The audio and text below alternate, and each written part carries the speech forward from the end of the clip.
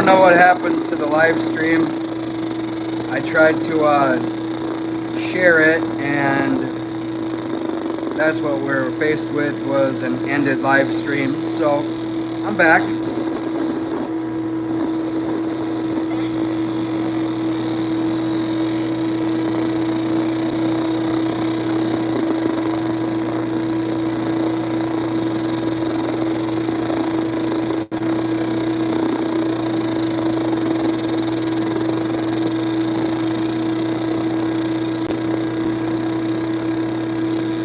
Each pass, there's more and more detail that's being added into this carving with a laser.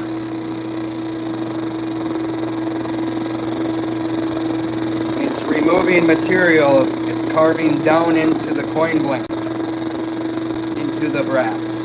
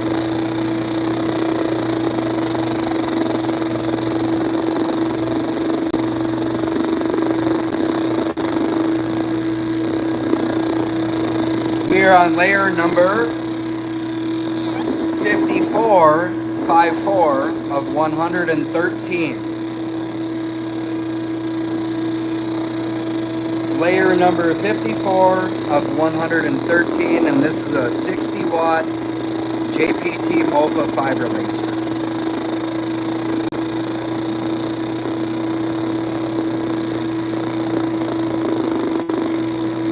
And a brass coin.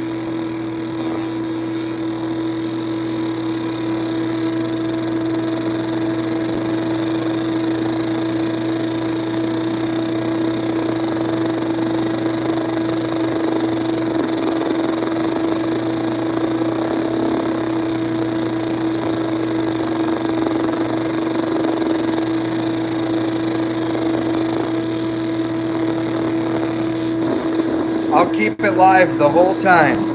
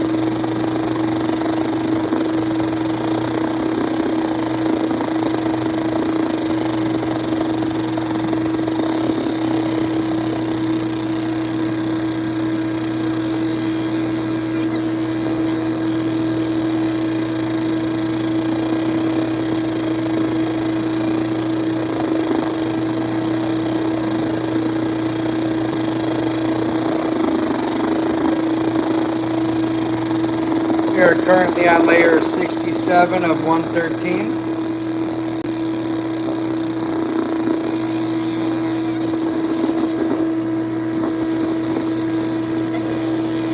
It will stop at layer 90 and apply more settings.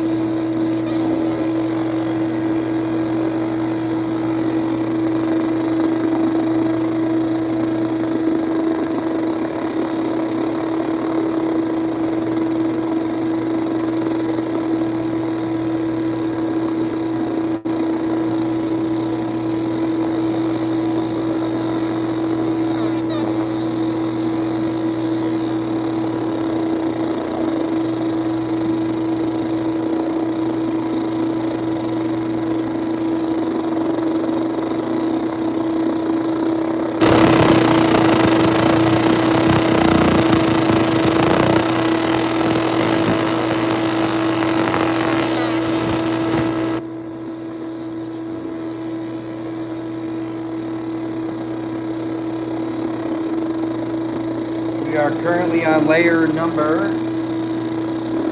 84 of 113, and it's going to stop at 90. And I'm going to give it some different parameters to finish itself out.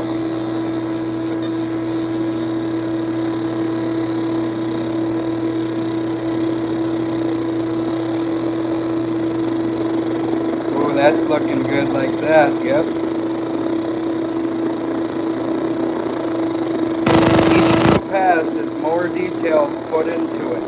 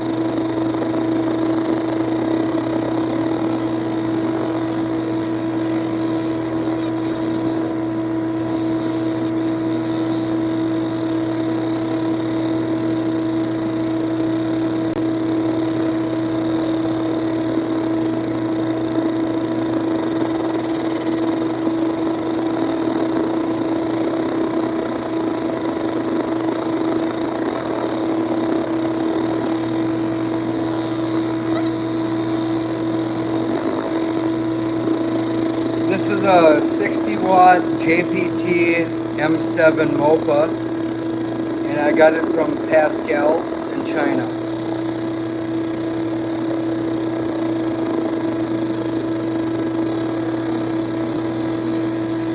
I've had it for about 3 years. I've just hardly ever gotten around to using it. I've been working mostly with CO2 machines.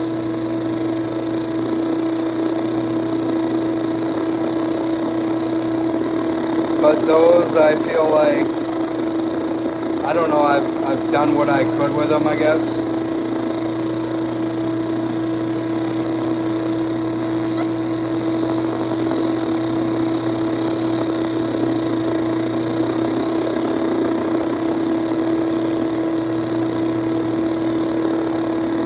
This 3D or 2.5D stuff, it's pretty fun, especially if you already have a laser and you already have a passion for doing engraving photographs.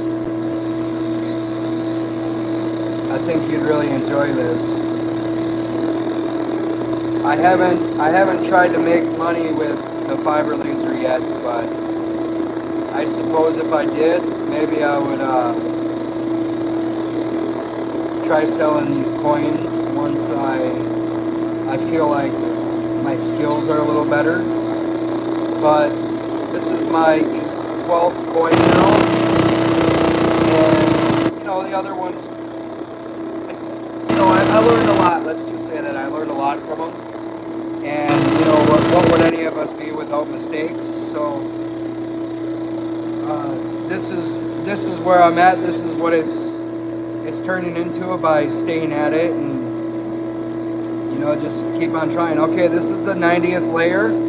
It has 113. It's waiting for me to give it some more parameters. So 1 second, bear with me, please.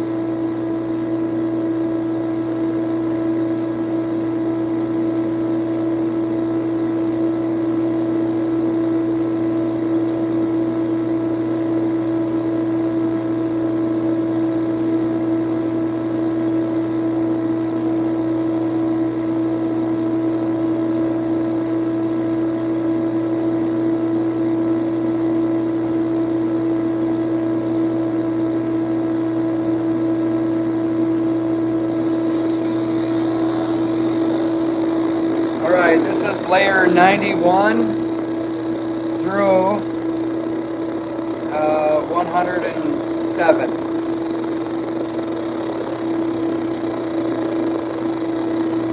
And this, of course, is a lot more complicated than a simple photo with a CO2 laser.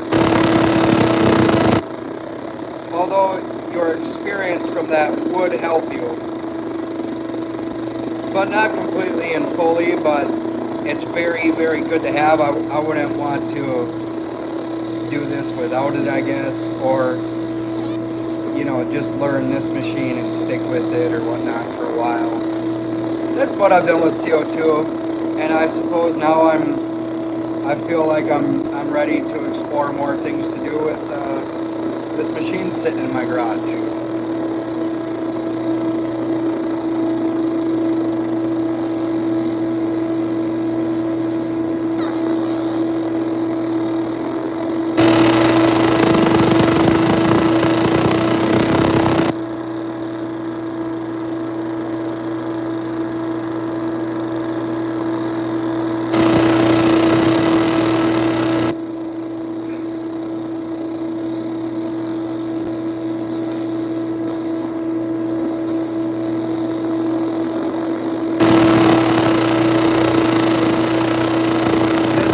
Layer number 93.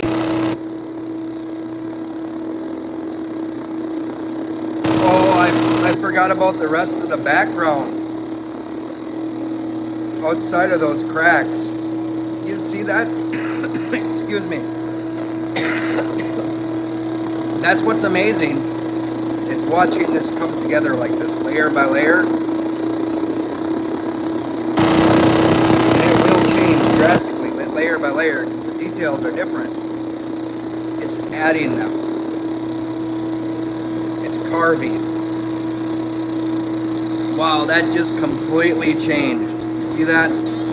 It'll get dark again. This is how it works, and makes the tone shifts and whatnot. It's fascinating, and I'm really trying to fully and completely understand exactly how this works. I'm even creating some software that'll help you out with programming EasyCAD layer by layer instead of just rolling with one setting for a 2.5 3D photo like this. Layer by layer, you have more control over the end result and the details that are within it.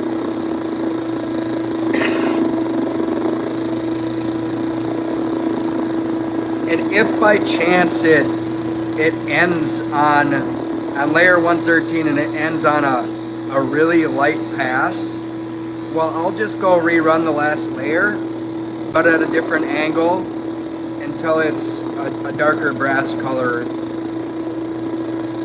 how I would prefer.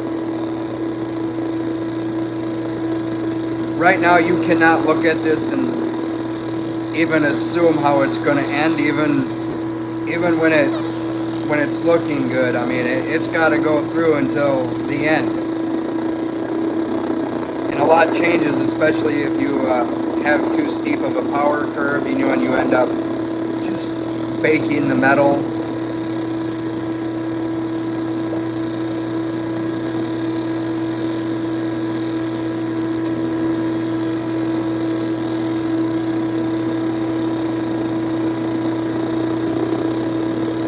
This here darker shade is what I like. And you see it's a bit streaky between. That's intentional. That's the layers burning. That's because, you know, there was detail there to burn, more so than the line in front of it or behind it. It's not like a CO2 laser where that would be banding and then you got a mechanical issue somewhere. That's what kind of threw me off starting this. I'm like, whoa, why is it looking like that? Because on a CO2 laser, that's a mechanical issue.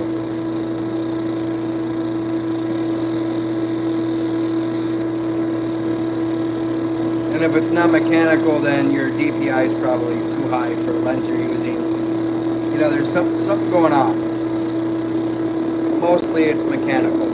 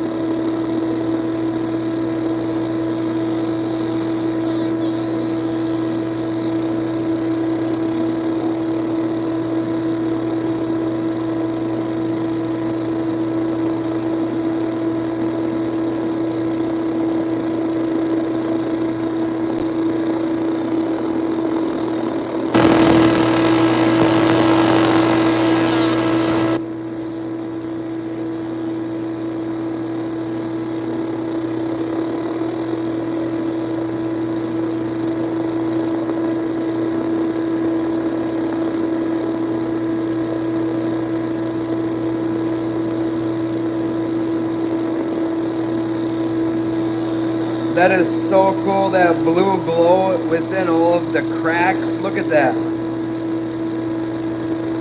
Oh man, it'd be so sweet to like project blue laser beams onto this in all of its cracks, outlining it. That would be so sweet. How does a guy do that?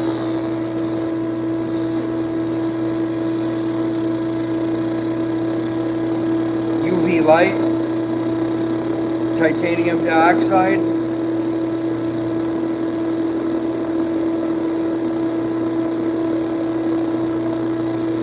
Look at that.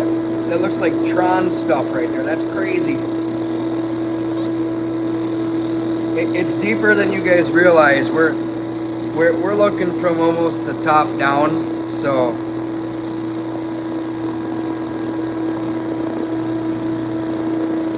I will take a really good video and pictures of this when it's done, and I'll post it on YouTube in the posts or whatnot.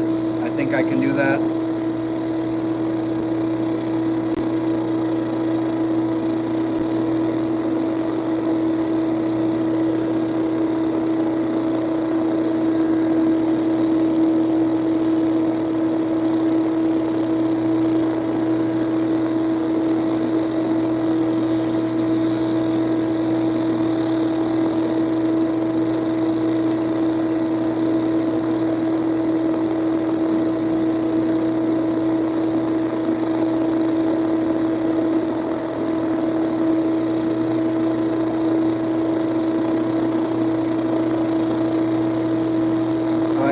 Crisping up those edges down in the cracks.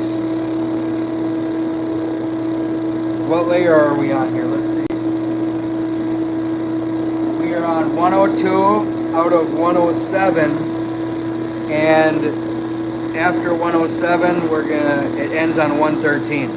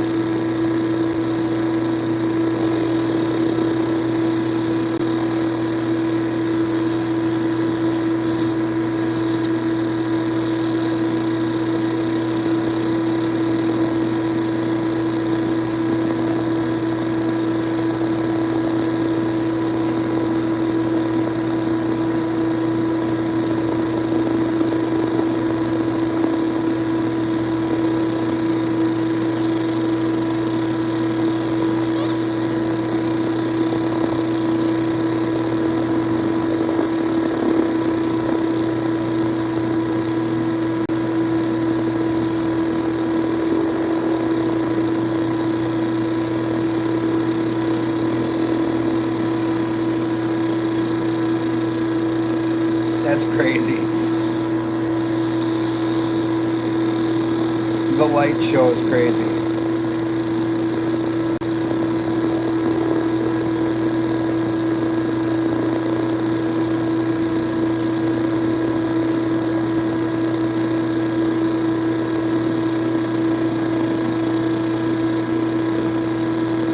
Alright, it's gonna pause here real soon.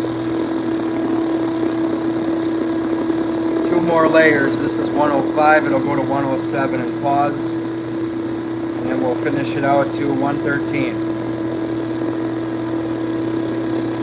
And then I'll kind of look at it in person without moving it and decide if there's anything else I want to do to it.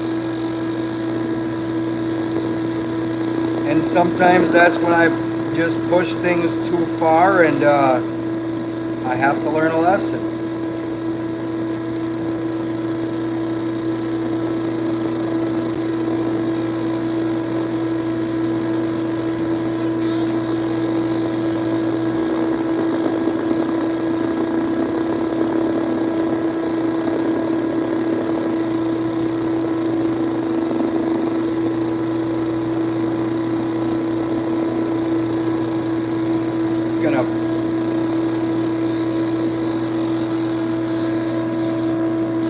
Wow, it's actually super, it's impressive in person. Wow.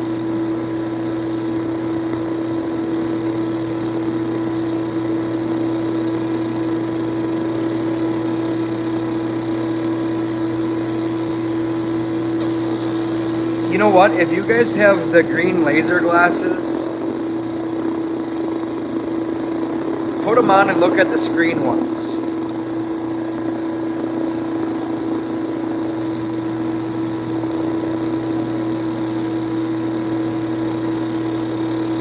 Wow, it's crazy. Do you have these glasses?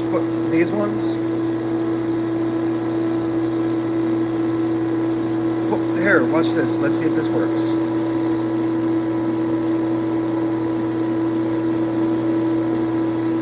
Let me figure out the reflection here.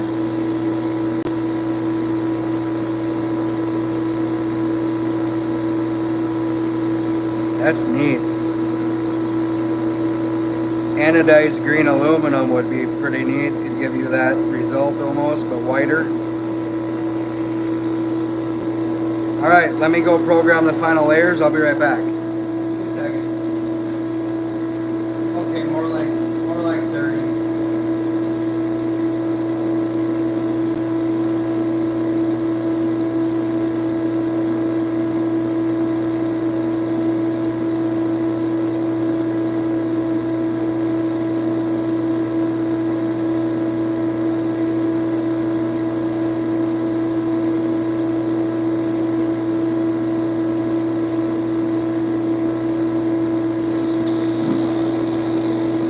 This is layer 107 through 111.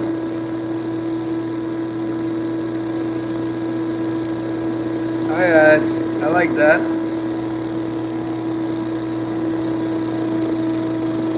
That could have totally went another way with a different setting. That's how many lessons you get to learn with this stuff.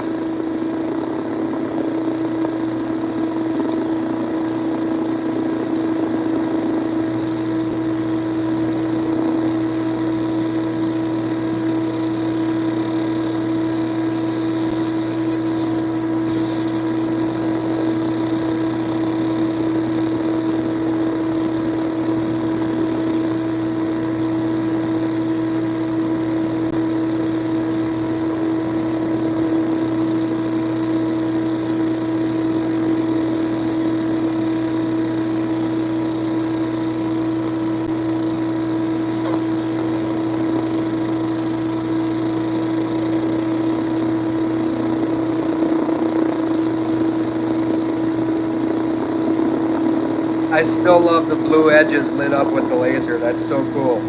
The light reflecting in the metal down there and highlighting all of the edges. It's so neat.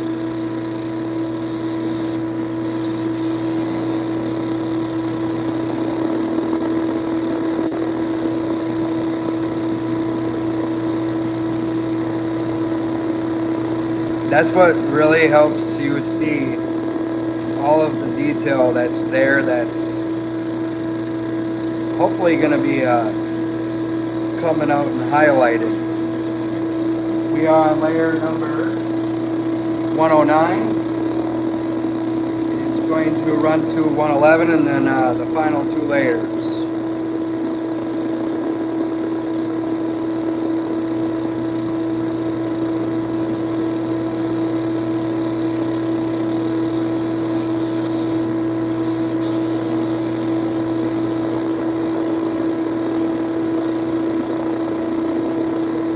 That's a good color right there. I'll remember that angle.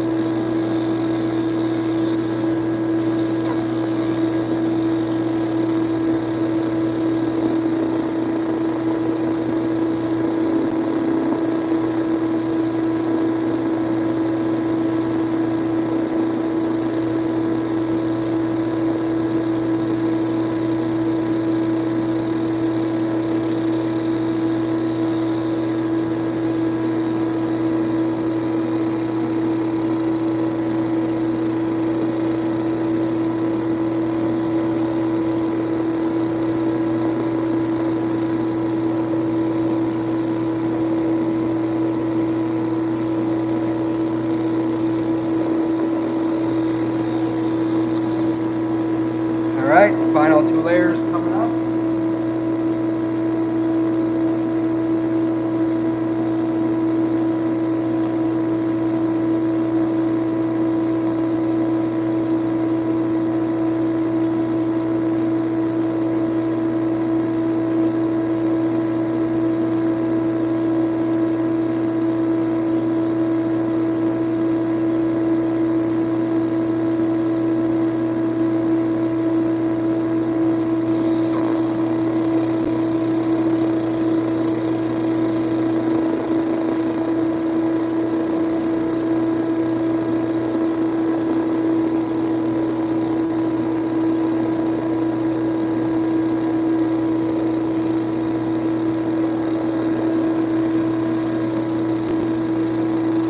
I wonder what happens if I put another hour into it. A little more power, change the focus a little bit, go a little deeper. Should I give it a push? Last layer, should I give it a push? I mean, the other side does have something really good on it that my son is going to give to his teacher. So,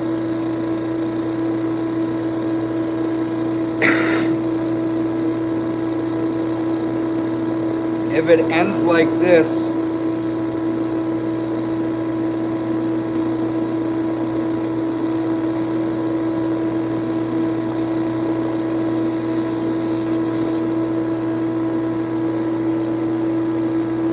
okay, let's check this out.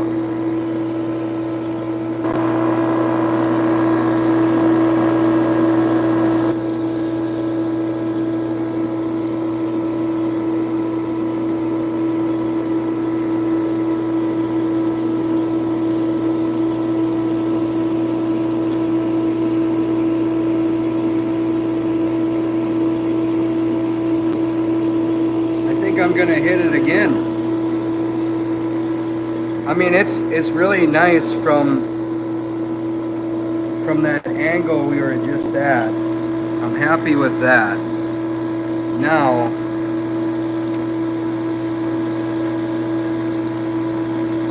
trying to balance my camera on a brick,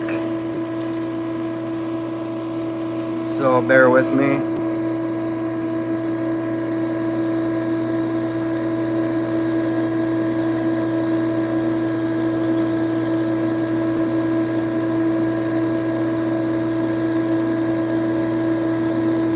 I never said I had the highest quality camera equipment. Let me cover up the lens here to get rid of that red dot.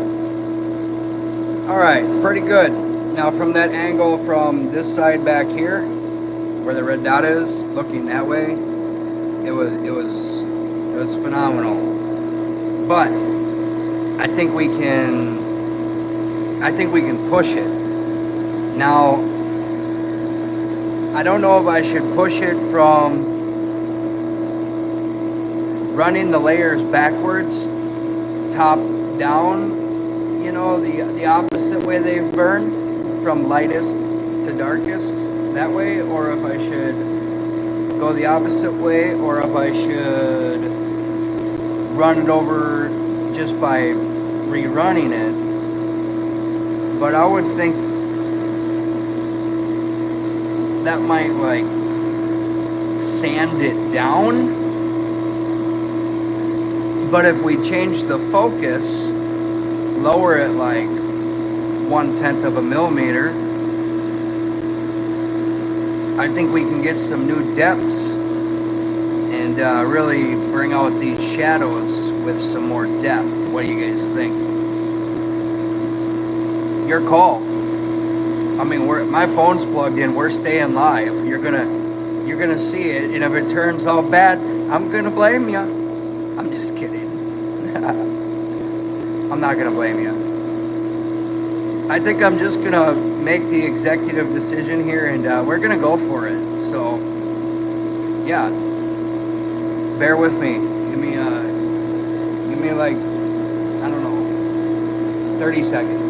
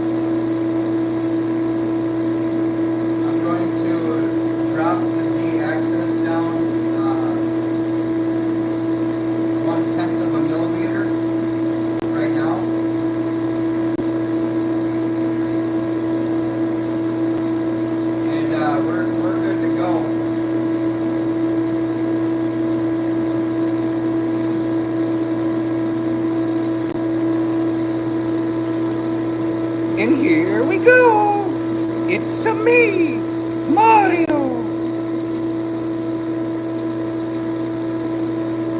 Would you look at that? Look at it already. Would you look at that? I don't know. It's got a long way to go.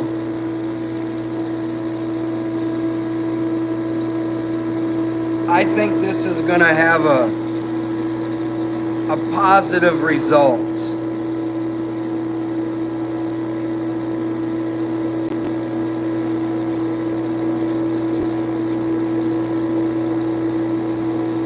And even when this is done, and it's an even more positive result, if so,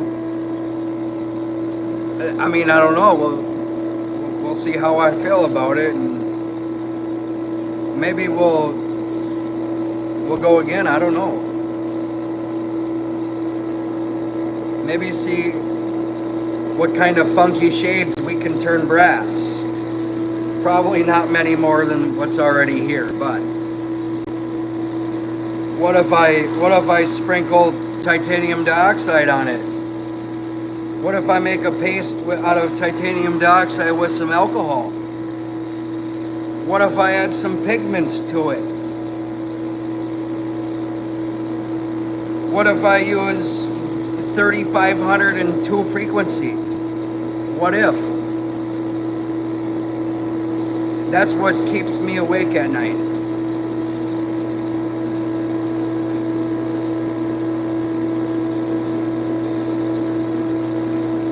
And it's early. It's only 9:40 here in Florida.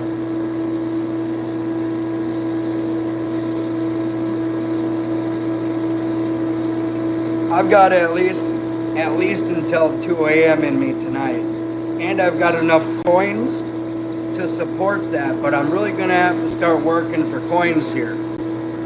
I think I'm gonna put a sign in my front yard that says "We'll work for coins." And then I'm going to build me a nice little cabinet that's automated with AI and cameras and a dispensing system. And people can pull up and they can get themselves a coin. And I just want to buy more coins. But maybe people take a liking to them, you know? You don't know. If you build it, they'll come, right? So if I go and build this in my front yard, they're gonna come, just like I built this live, and here 5 of yous are, up 2 now. I said if you build it, they will come, and we lost 3 of yous. You know, what do you know?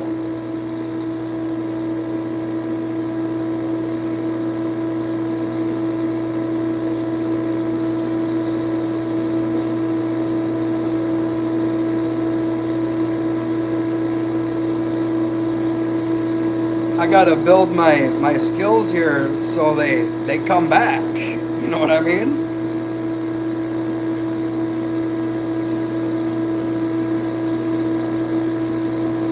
All right.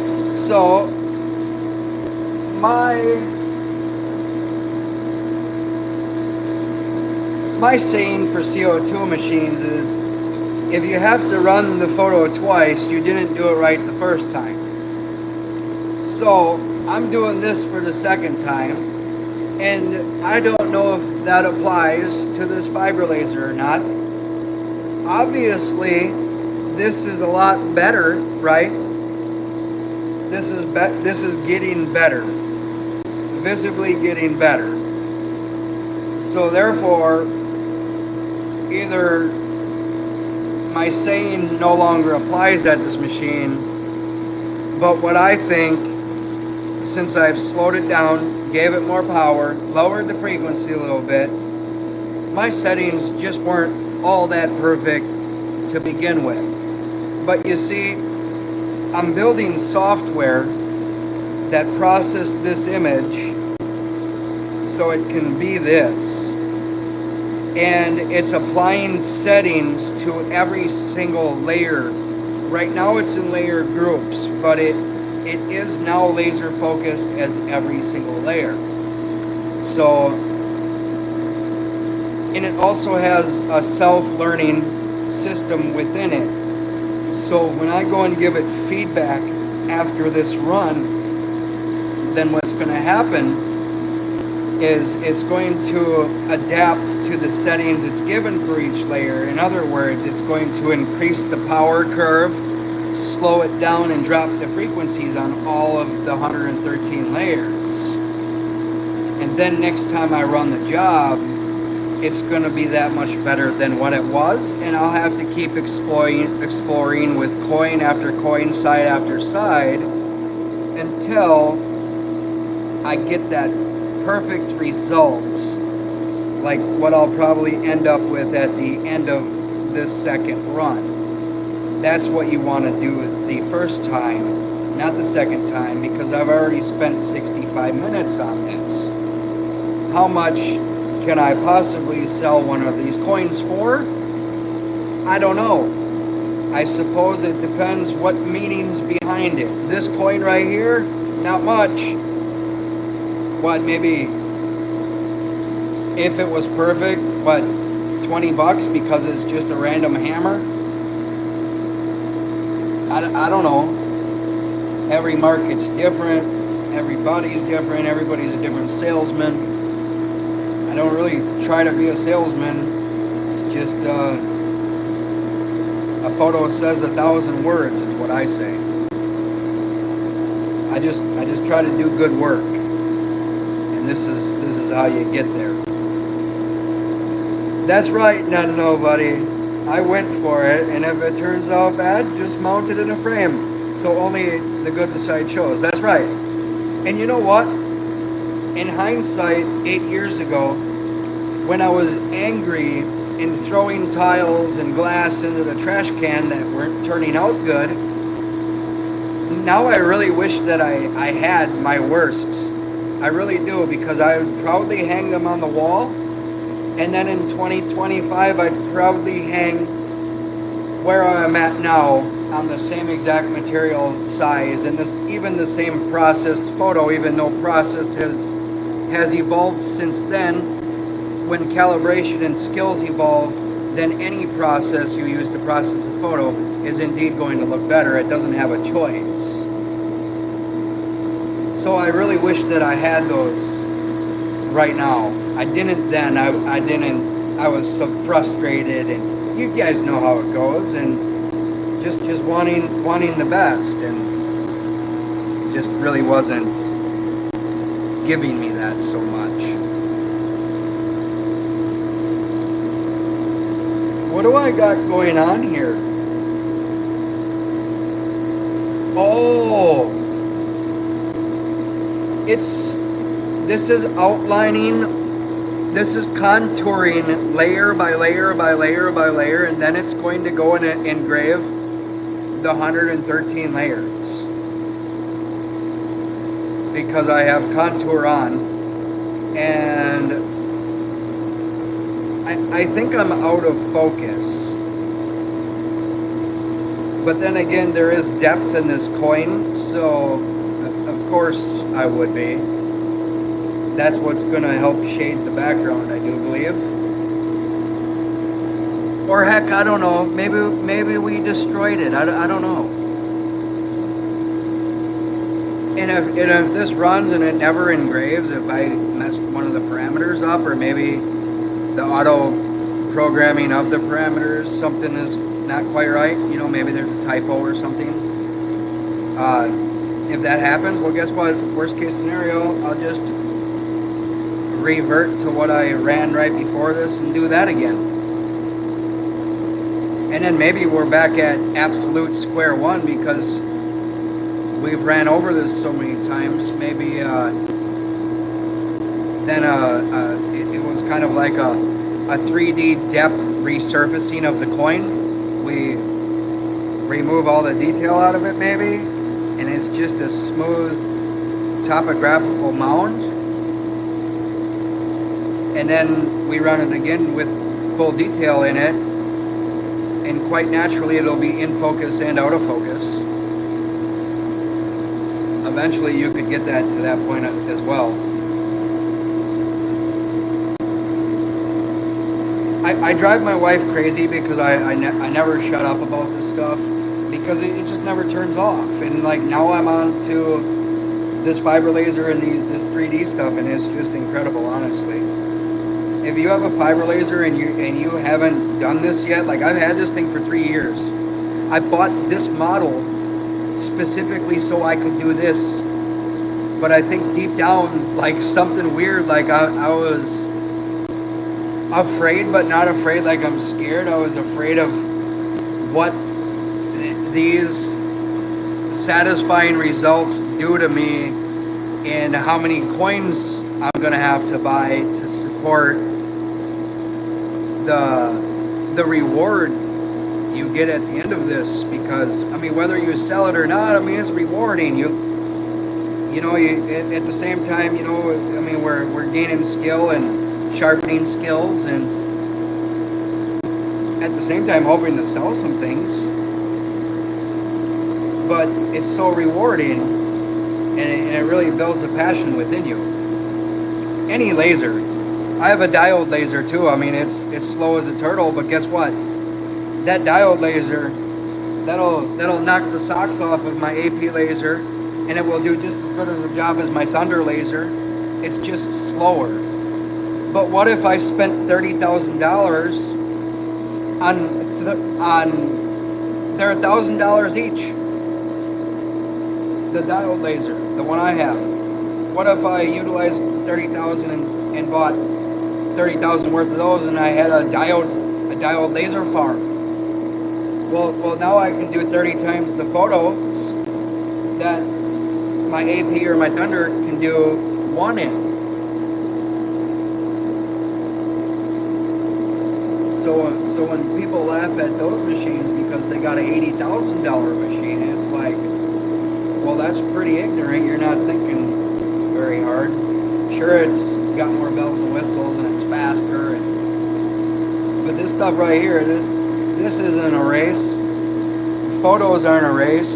I've used all different kinds of CO2 gantry machines, and it's just never a race. There's always a speed limit, no matter how good the technology or what point technology can evolve it to. It's always this and that, good and bad, through and through, forever.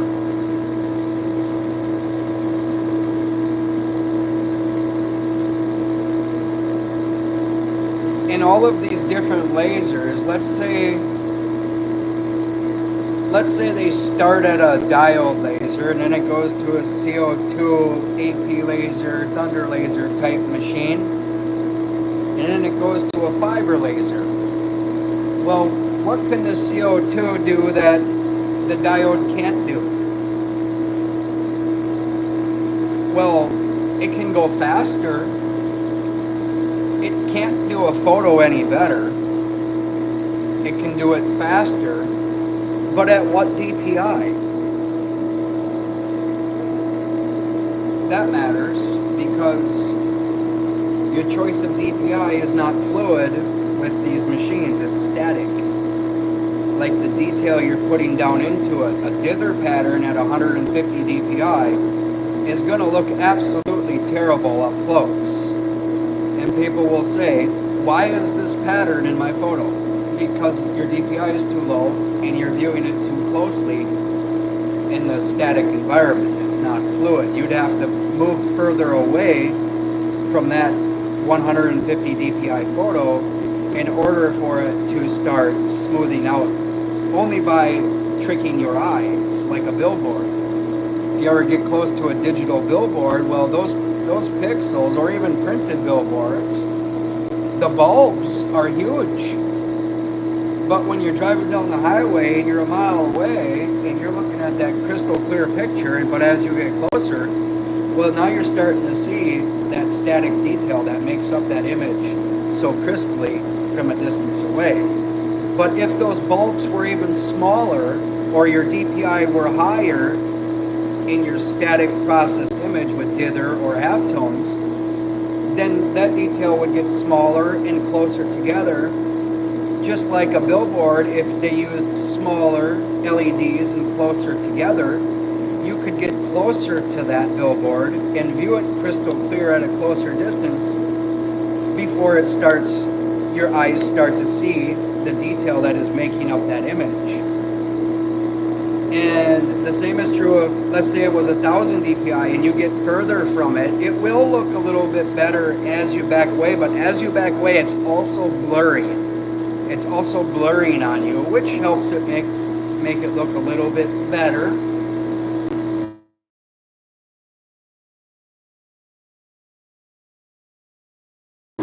Versus if you're too close, it's just right. And too close to lower DPI, you know, it's going to look terrible. But that's where you're going to want to start with your machines.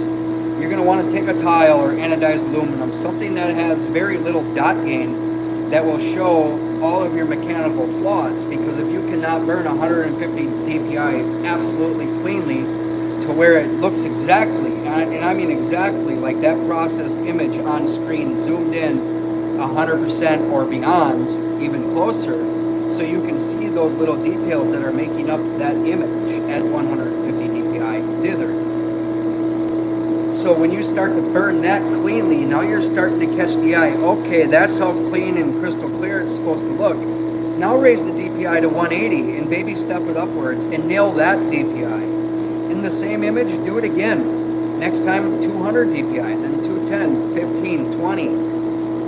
And once you get closer to 300 and closer to 333, start raising the DPI, but you know, in smaller increments, and really start zeroing in before you maximize the capability of the detail that your lens is capable of putting down.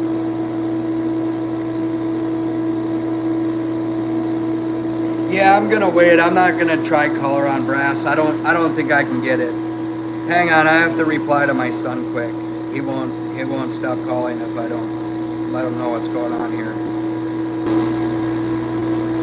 There we go. That's kind of neat though, that burgundy right there. And I believe that line, that burgundy line is just gonna get wider and wider and wider until it's, I don't know. We're too out of focus now. Here's what I'm gonna do. I'm gonna stop this and I'm gonna take off the contour and engrave it.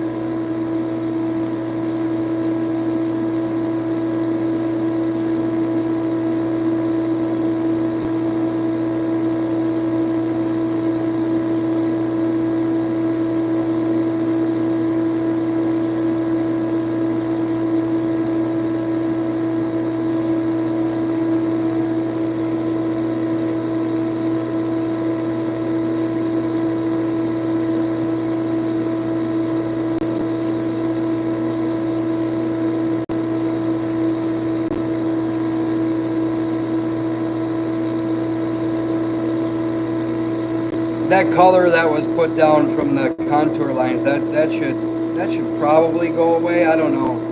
We'll see. If not, hopefully it kind of blackens up. That'd be neat. Brown typically turns to black pretty consistently with a fiber laser that I've realized. But I've worked more with stainless steel and titanium for colors. By the way, when you're going for black, you know, just to engrave stainless or whatnot, titanium black and jet black, get yourself an ultrasonic cleaner, because what you're looking at here, trust me, when you put it in an ultrasonic cleaner, your black's gonna be like a brown.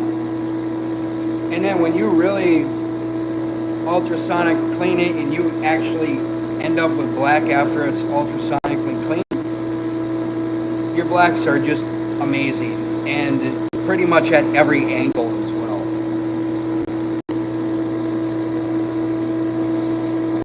I have a cheap like $60 Harbor Freight ultrasonic cleaner, and it only works half the time. It's a piece of crap like any other Harbor Freight tool that, you know, you use consistently for a little while.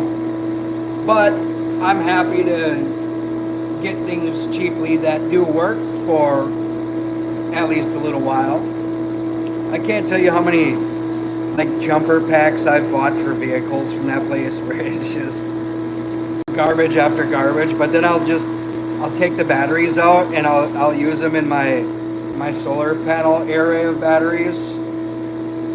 Even though I should probably have different batteries, but you know what?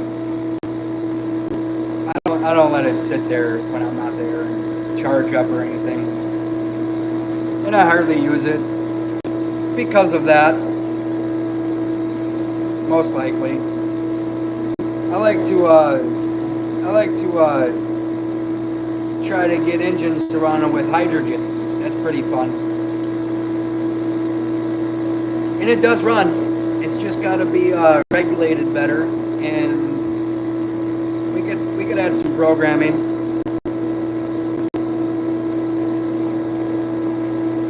All right, that's looking really good. I like that. I like that nice dark edge where the brown was. Heck, maybe I should have let it roll. I mean, it was happening really fast. It's just contouring, and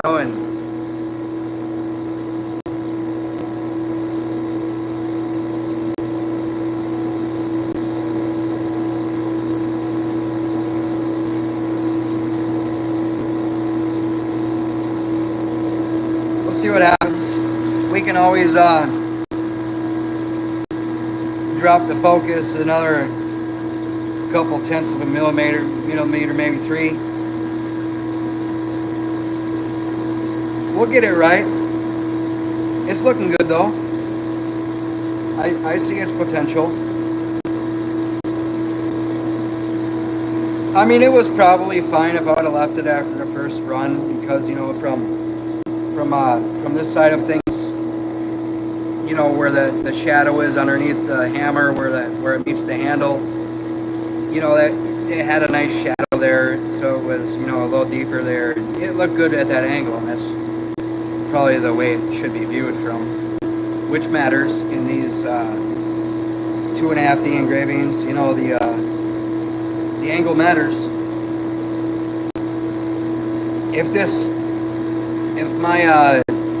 If the head up here was cockeyed, coming down at an angle, then if you tilt the coin at an angle where it's then what was flat on the machine but isn't truly flat, well, it'd probably look better when you tilt the coin that way.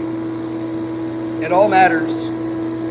Everything matters. That tile I have there, that tile sitting there, that matters right now. There's something under the tile too that matters even more.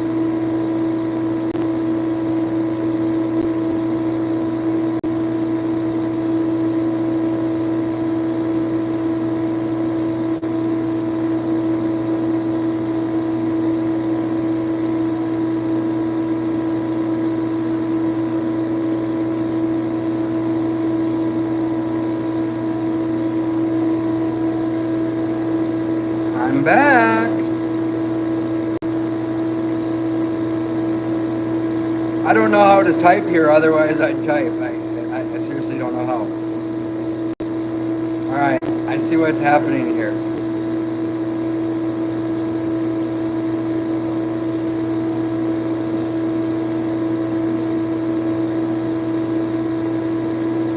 You guys know what's happening?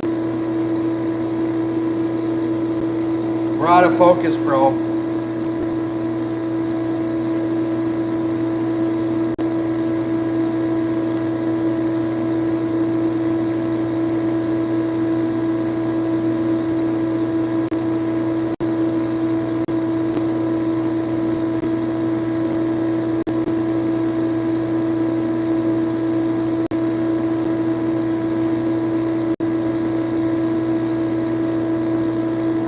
Let's try this again.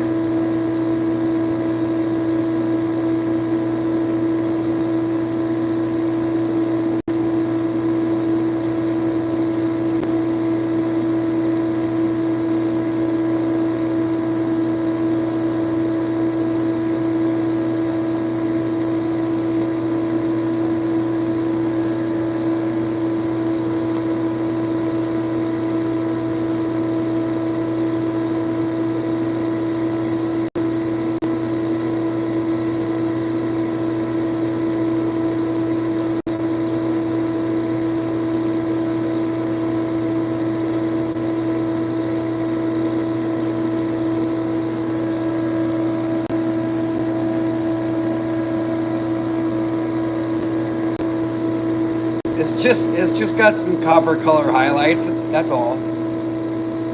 I mean low lights. It's fine. It's fine.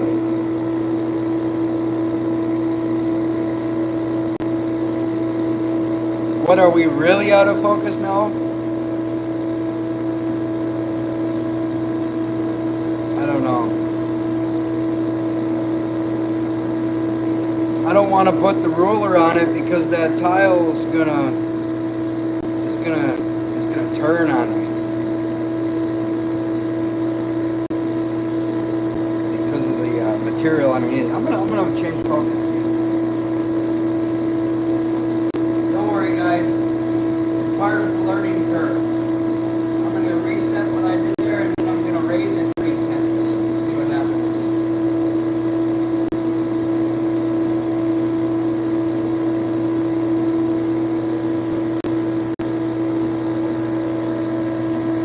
Nah, that's even worse.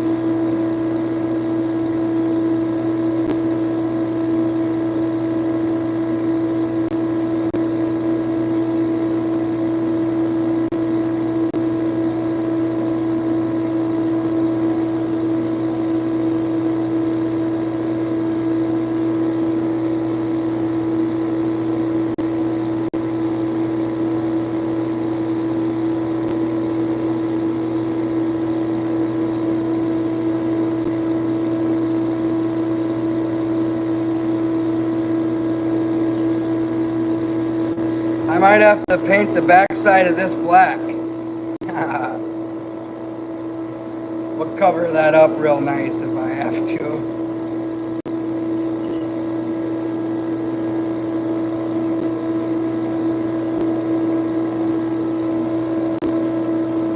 You see, this is where I had wish I would use my nice clamping vise that I have that would probably, you know, hold this coin in place real nice for me. because then I could put the measuring stick on it. And I don't know if I need to like compensate the focus because it's already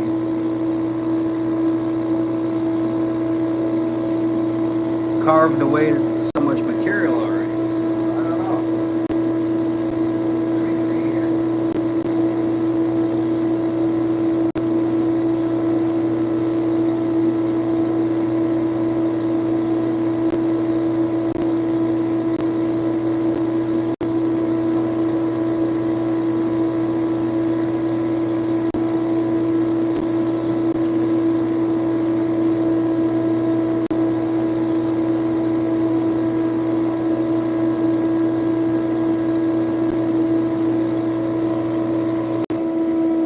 Let me turn off the air quick, just so I don't deflect anything when I'm about to do what I'm about to do.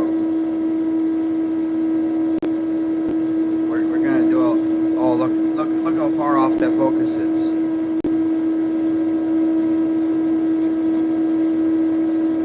Dang, that's like 10 millimeters. Hang on.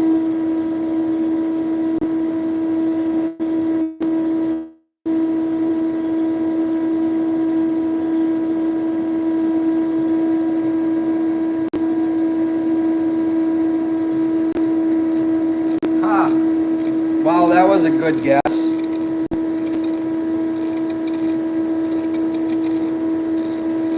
Do you hear that?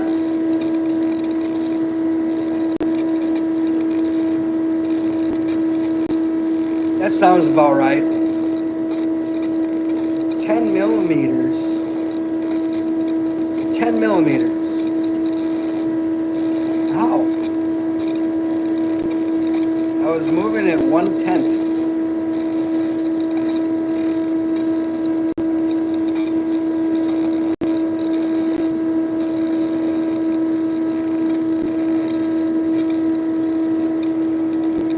Alright.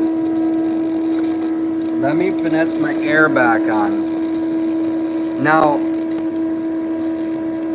my air setup kind of has, I don't know, like a kick to it when it turns on, because it's kind of like an airline that's supported by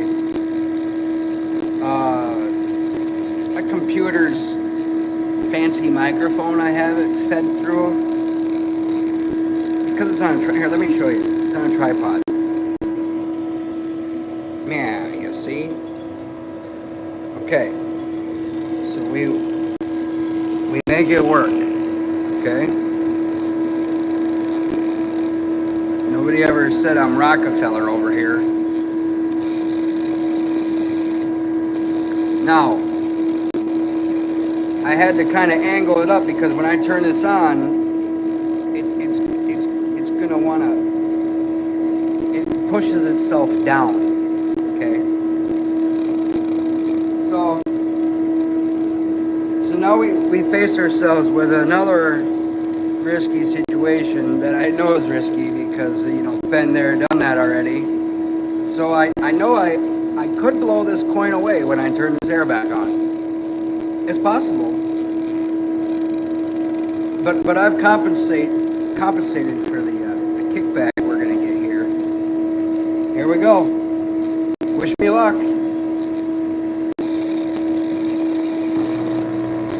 Woo! We got lucky. This keeps all that debris and crap out of there. And it does matter, but you can also use it to your advantage to blacken the coin.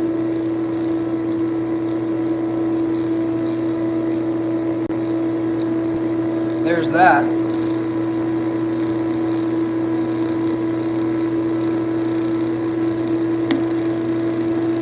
So does anybody want to talk about dinosaurs?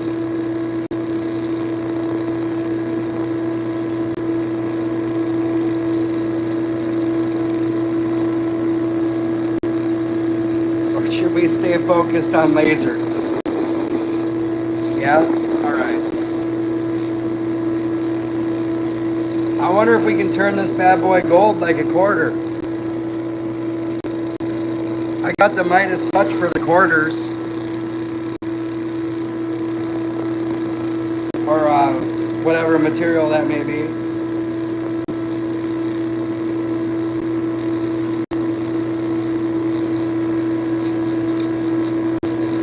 You know, frequencies are quite amazing. It's everything. But it's not everything because there's more.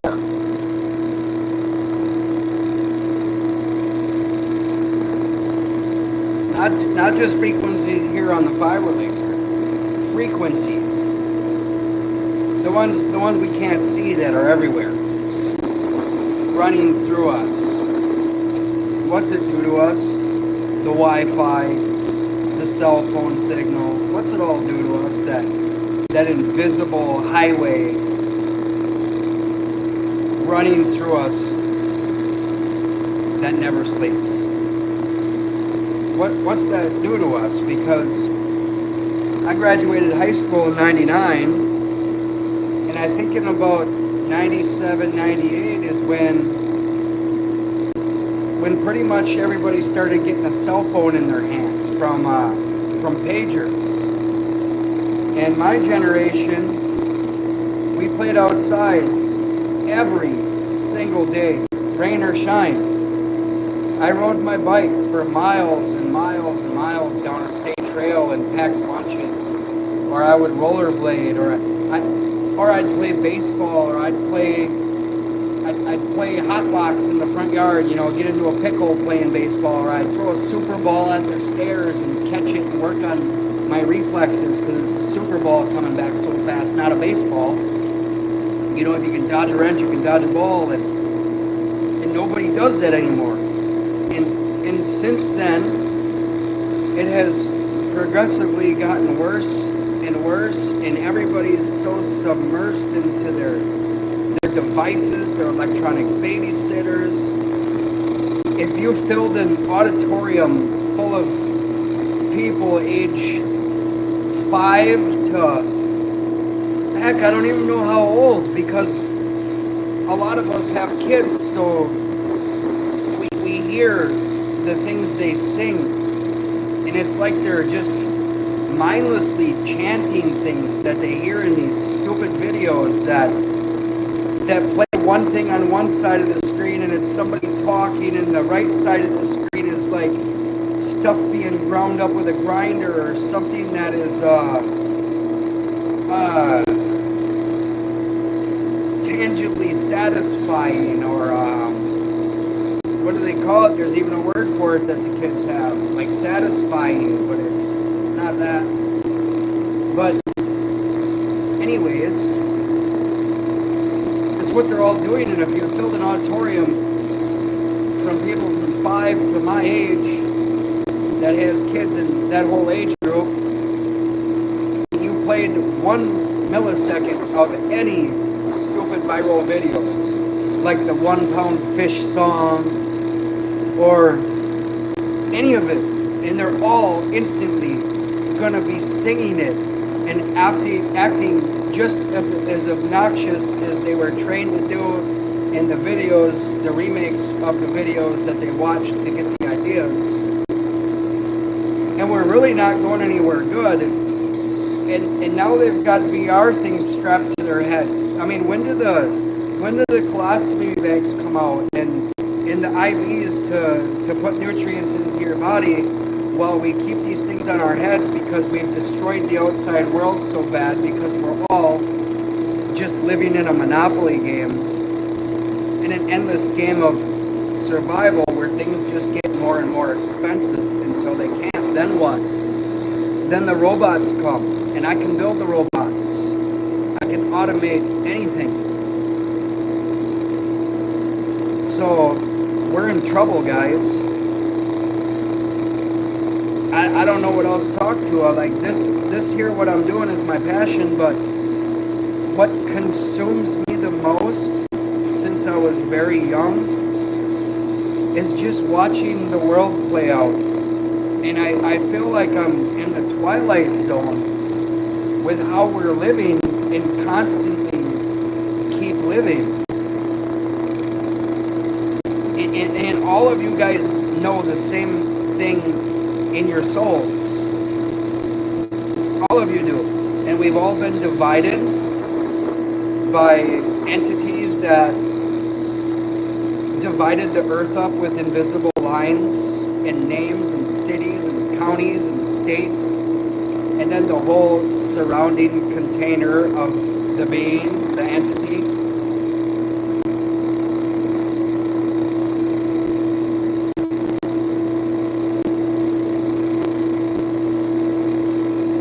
Like, what are we doing?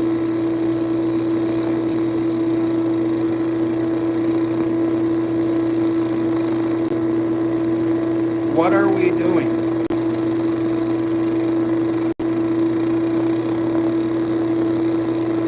It's teach a man to fish, isn't it? It's not pay a fishing permit to go fishing, is it? I think that it's teach a man to fish because of the merchants, which every one of us businesses have merchant accounts to accept the payments on how we're getting paid from selling the goods. But the merchants were fishing up the seeds and selling it into their own people. That was the first business. And that's why it's frowned upon, because now we all sell each other everything. Everything. Money didn't create any of this. Our knowledge and wisdom did. The money has just motivated us because we need it to survive, and if we don't have it, we're fearful to lose the things that we're going to lose, and will indeed lose. It is precisely why I work a passion in this life doing this stuff, because my mind knows the truth of what we're living, but my body has to live in this Monopoly game as long as everybody's still playing it.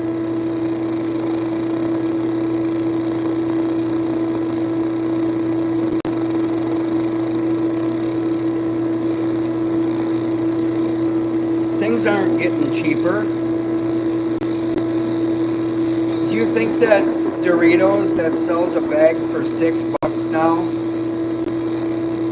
is ever gonna lower their price without lowering the amount of the product that you're getting inside of the bag? Because they've already lowered the amount you're getting inside the bag, and they're charging you more. And it's not just that, it's everything. That's the model we're living now, and we're supporting it by buying $20 cheeseburgers. Like, we gotta sacrifice something.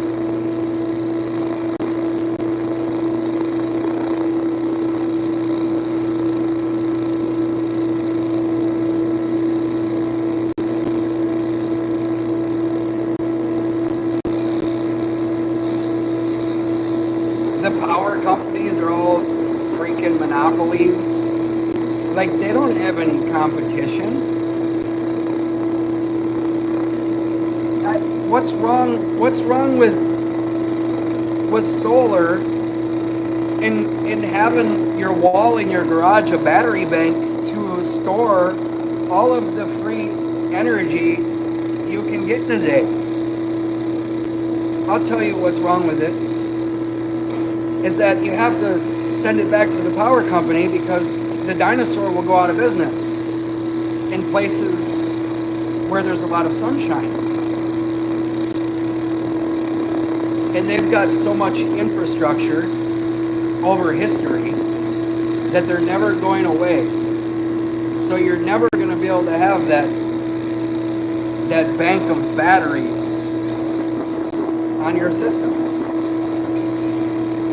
or not be able to not send it to them if you live in the city or something.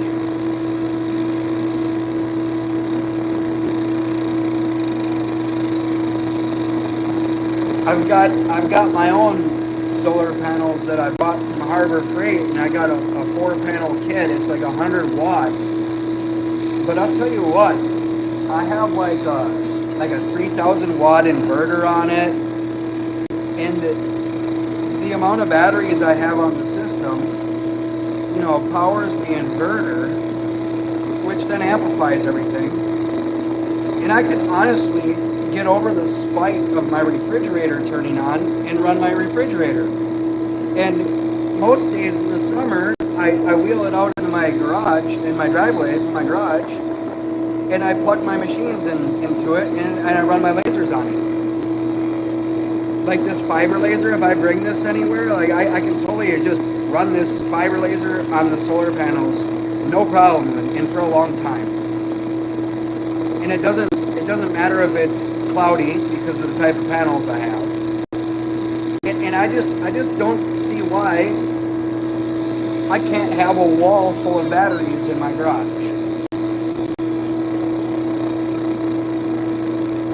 Especially for the price people pay for these things that have a lifetime warranty, but then the company's just going to go out of business when it comes due time for these warranties to start happening, and then you're going to have to play, let's track down who has the warranty now.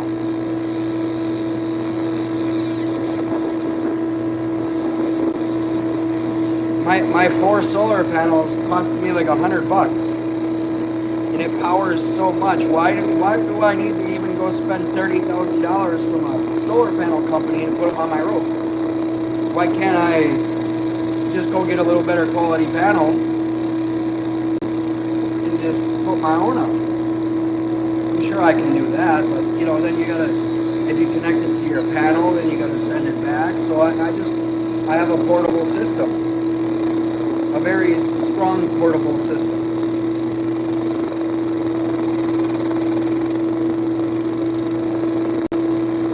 And when they make hydrogen cars, we're still going to pull up to a pump and pump the hydrogen when it can be on demand in the vehicle.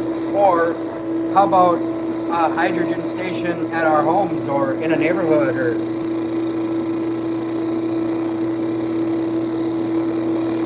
it don't take much to make hydrogen. Not much at all. And if you can make hydrogen turn a gas engine, which it can, then why on the shaft of that gas engine can't you have an electric generator motor spinning instead of pouring gas into your generator? How about you just run it on hydrogen?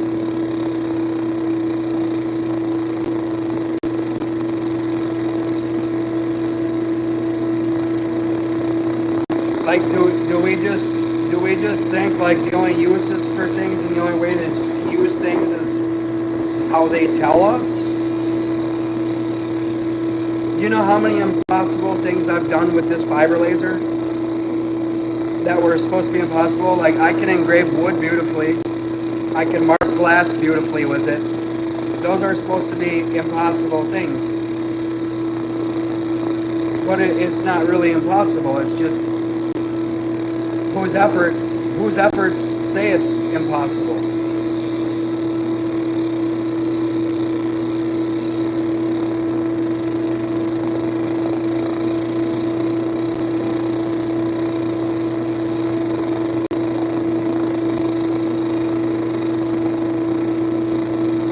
I've just been blabbing, so I don't know. I mean, like I said, I mean, this the kind of stuff that consumes my mind besides lasers, and it has since I was 12.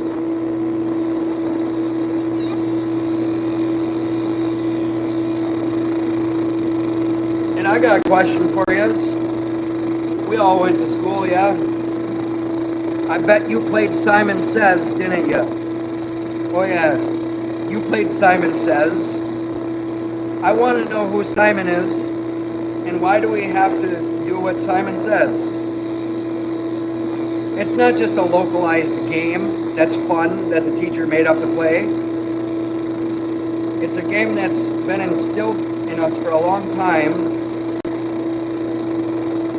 and I think it has other purposes.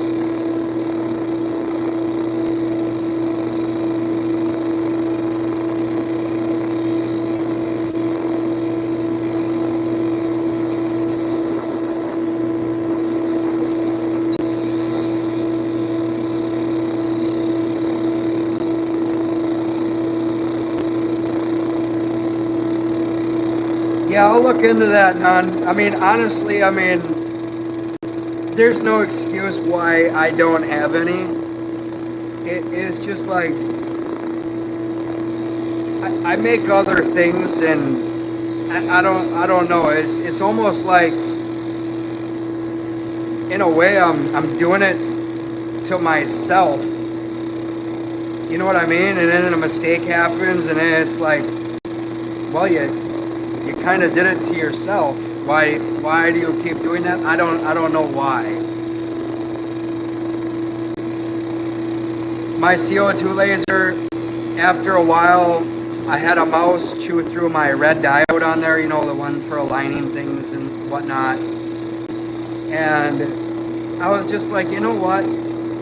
I'm not going to repair it a second time after it happened again, so I just let it be. And I've gotten really good at driving that laser around and being able to pulse it right on the corner of something, which in turn makes you good at those like claw games, or the ones where you gotta stick the key in through the hole, because those are just a laser with like a really loose line interval where it's real jumpy, and the speed's real high of the motors, right? So I mean, you get kind of used to driving these machines around. So when you go to the mall and you see one of those machines, you kind of have better odds, honestly, and they are winnable. I mean, I don't win them every time, but you know, I got practice driving this laser head around, you know.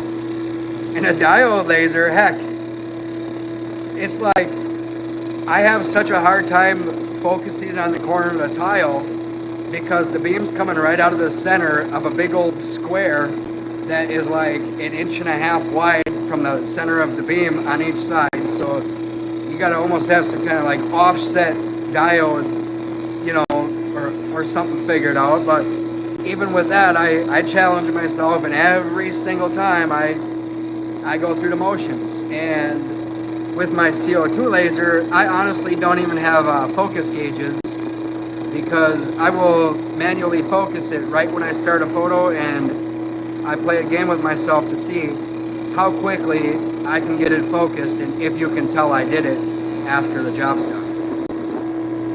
So you just kind of like, I don't know, in a way it's like fine-tuning the like fine-tunable things that nobody thinks about.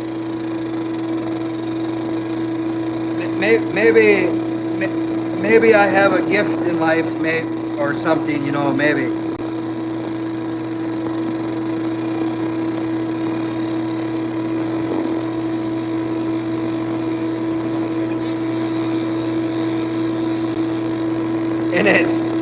And it is not always a good gift to have. It's only a good gift for the things you like doing.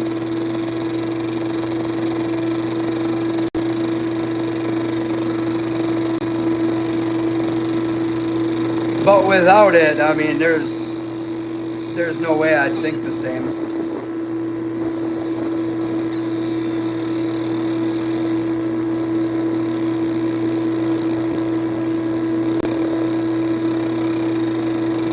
Yeah, this is looking better. I'm glad I made this decision. And the focus was off by 10 millimeters somehow, but maybe there's something to compensate for in 3D mode or something, you know, because the focus changes as it's engraving every so often, or, you know, it'll change focus so it can keep focused as it's removing material and losing focus at the same time.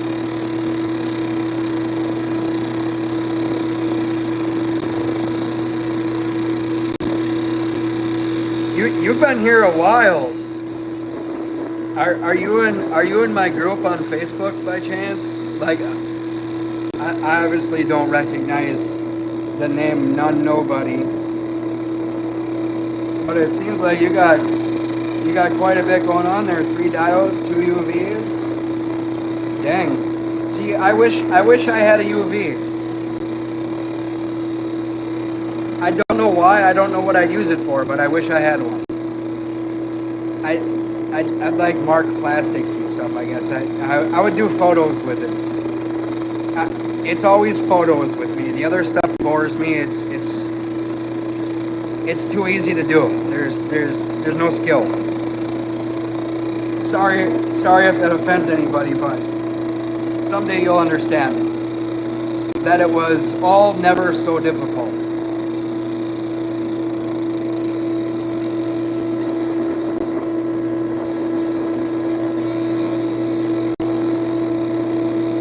What I really want, None, I'm gonna call you None, Nunya. I want I want one. I want a YAG laser that'll mark in crystal. Cause when I'm walking through the mall and I walk by those kiosks that nobody is stopping and looking at, I stop in my tracks and I'm just in awe. Like, wow, that is amazing. And I don't know how amazing is because I don't know who did those and I don't know their effort that went into it. I don't know. Maybe they're just following the herd's advice out there and accepting good enough. So I'd really like one, and I'd like to see what I could make happen with it. And then I have something to share with you guys. Like, look what this can do now. And I'll share my settings for this stuff. Like, I'm not greedy like the rest of the fiber world with their settings, but I do understand why. Fully, completely understand why. Multiple levels of why. But I will share, but I do appreciate if you show me that, look, I've tried this, I've tried that. Like, I wanna see some effort, like effort I've tried to put in. Like, I'll definitely help you, but it's just nice and respectful if you're trying and you're not just looking for handouts. Although I have no problem really. I mean, send me a private message or whatever and we can get to talking about quite a bit. I don't know how you do that on YouTube, but where home is for me, it's on Facebook in my group. I mean, I don't know if you guys know or not. I don't know. I'm not really trying to advertise it or nothing like that. But it's the original dude with a laser with a Z, and it's a group.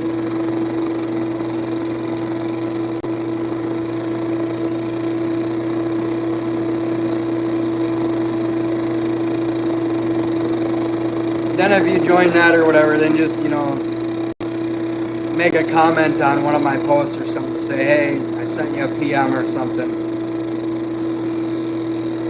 Because most likely we won't be actual friends on Facebook, and it will end up in my my message request box, which I really dislike on Facebook.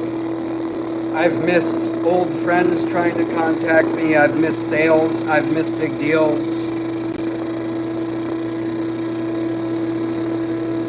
Wow, this is looking amazing, guys.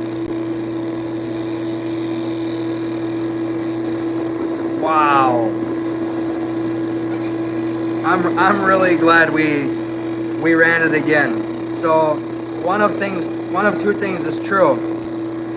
Either I didn't run it with the premium settings to begin with, or running it twice adds this more depth, the details more visible.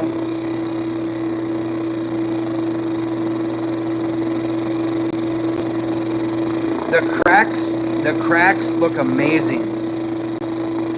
It's really popping. I don't know if you can tell on camera or not, but I can hardly look at it in person, but like right about now, I'll look. You know, just real quick before all of that. That's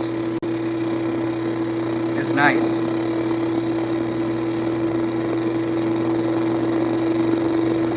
Every pass, it's not engraving the same thing over and over and over and over. It's layer by layer. Like this image has been turned into a 3D depth map, and then it has been sliced through the thickness of however many layers you want to go versus the depth you're trying to reach. Like there's a whole science that I could get involved with in this, and I think it would be worth it. I think it would be worth it to go through all of that.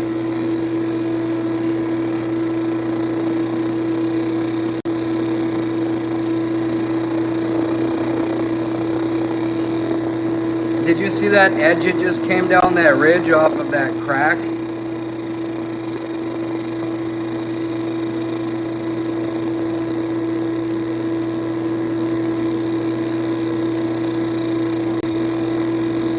I just saw it add a new detail on the bottom right above that crack that would be at 6 o'clock.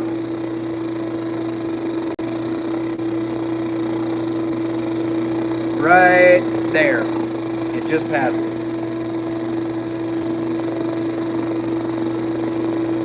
Wow, I don't know if I'm gonna want to give this coin away.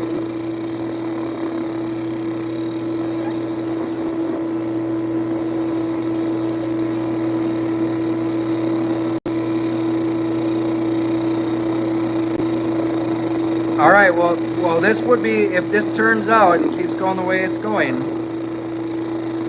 then this is my first success with 2 in a row. And the backside of this coin has, on Facebook I have it posted, it's a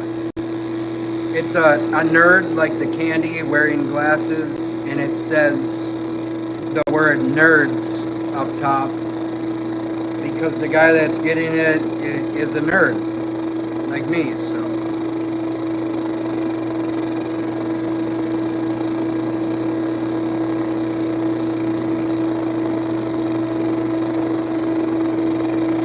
what do you guys think?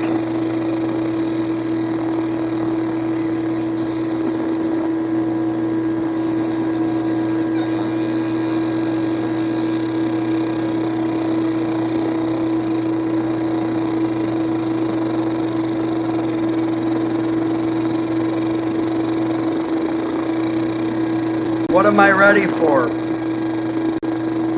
I really have no idea.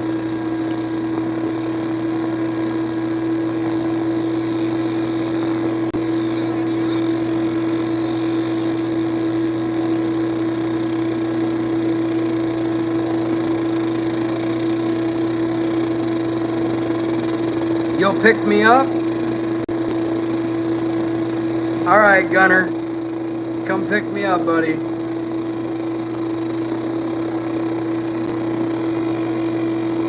I'm in the garage. I got my bells on.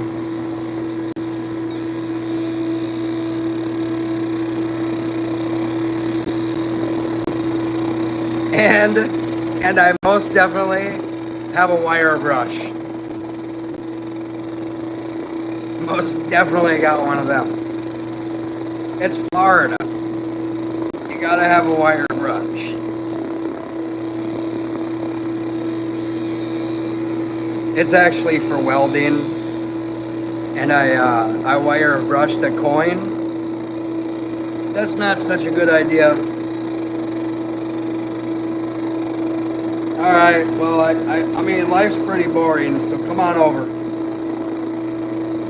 Come get me.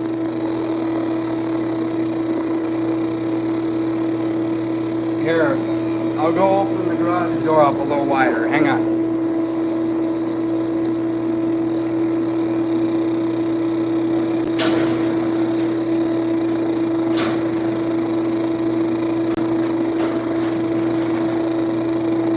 There you go.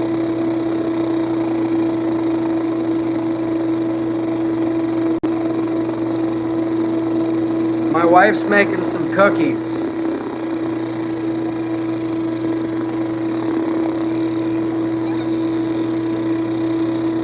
I thought you were picking me up. Drop the address. Let's play guess the age group.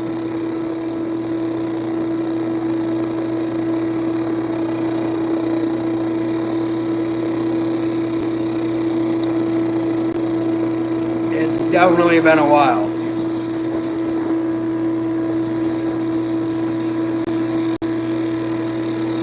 You don't drive a Mazda MPV, do you?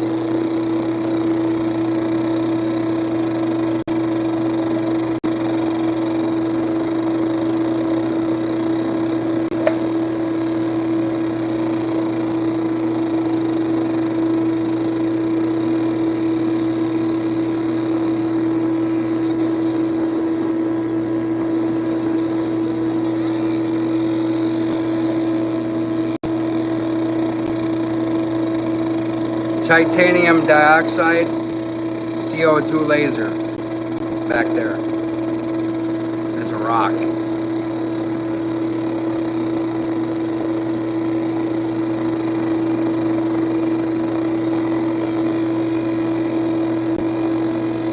This down here is creepy clown guy on glass, raw glass.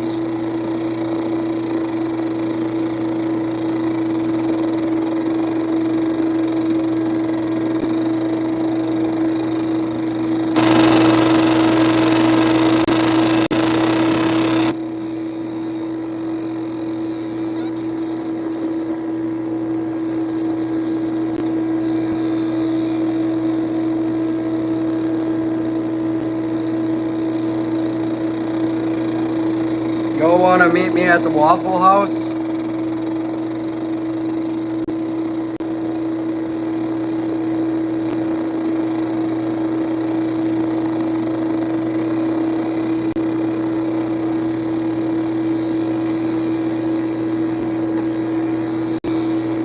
Yeah, I mean like acrylic and whatnot. I wouldn't be messing around with anything with PVC in it still.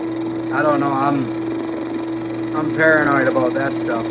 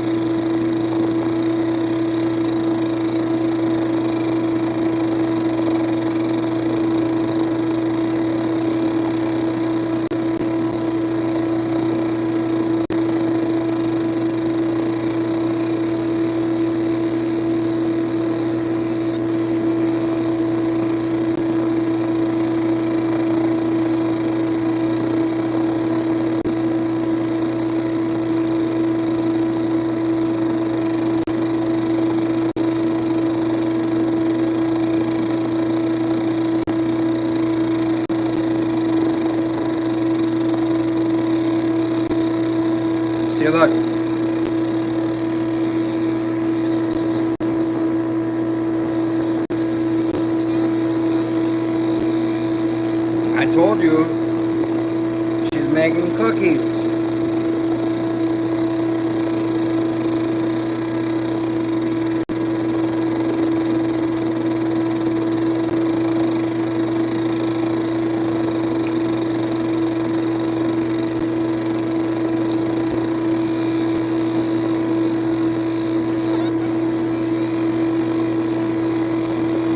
What's next, you're about to leave, is what's next.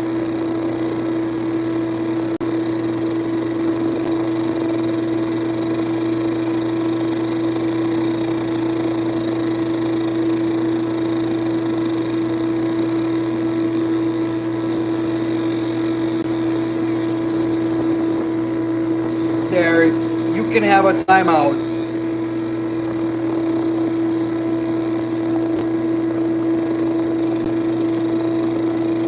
That must have been the guy that just decided it's a good idea to copy my software, and the name even is very similar. Like, are people not creative anymore?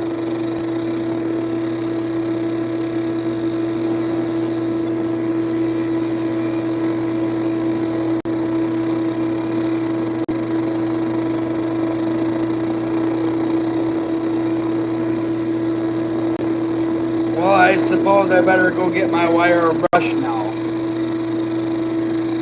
I'll be right back. I don't mess around.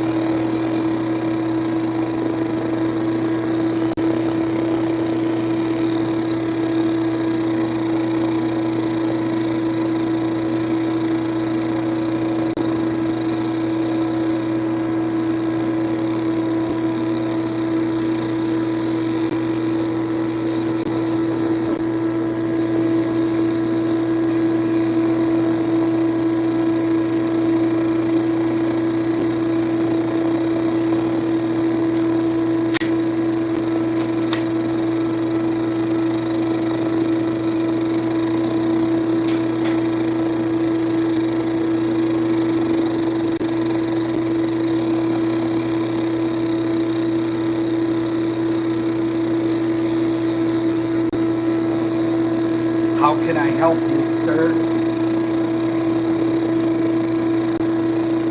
How can I help you, sir?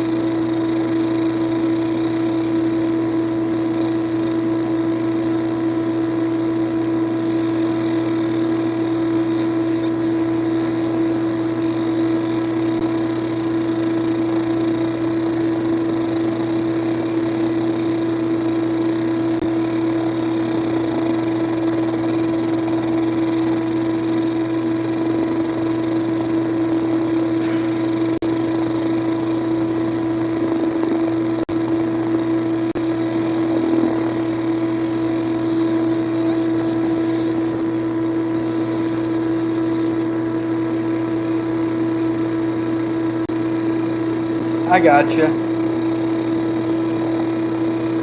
I completely understand. I'm sure you just saw why. Yeah, that's right.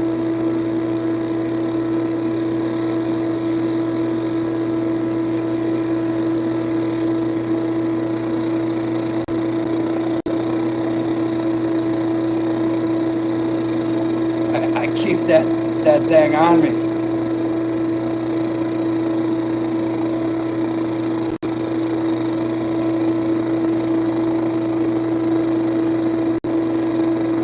You know what's the movie with Will Ferrell and Mark Wahlberg where like Will Ferrell is this dude named Gator and Gator wants his cat? Like you know when Will Ferrell like describes like how he's like sea kelp or something and how he's gonna like learn how to breathe and preserve oxygen and learn how to walk and like fully detail how he's gonna come out of the ocean to like attack the tigers or something.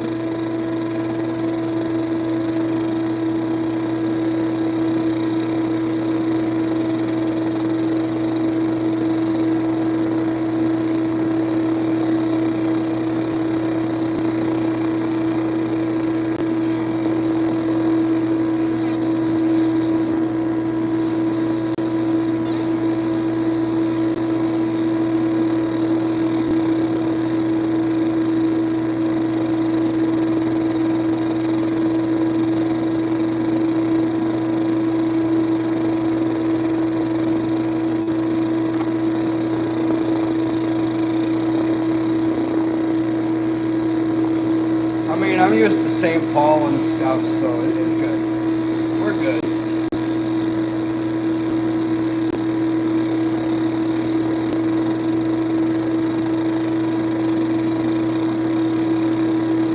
Here I thought I was gonna hear a joke or maybe like people have a way of somehow like showing what they're lasering right now and they were asking if I was ready to see what they're working on. I mean, that's what I was ready for. I don't know about you guys. I mean, maybe I'm a little more gullible than most, but hey,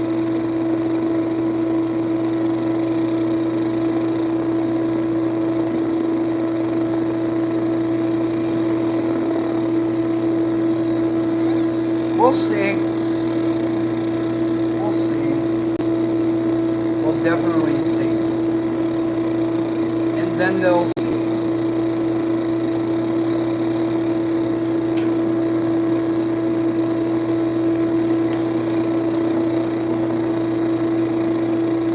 I sit in the isolation in a freaking garage playing with lasers, building robots.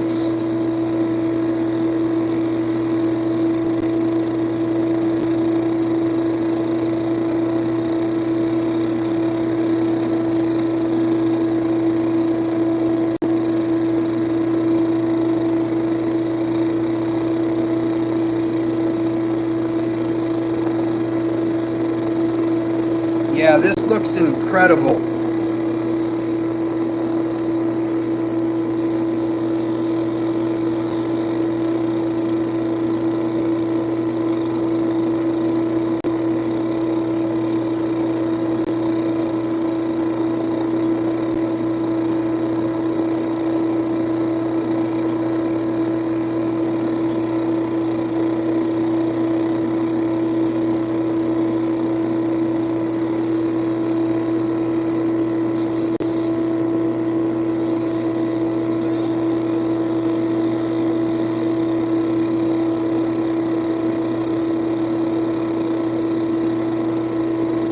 What layer are we on here?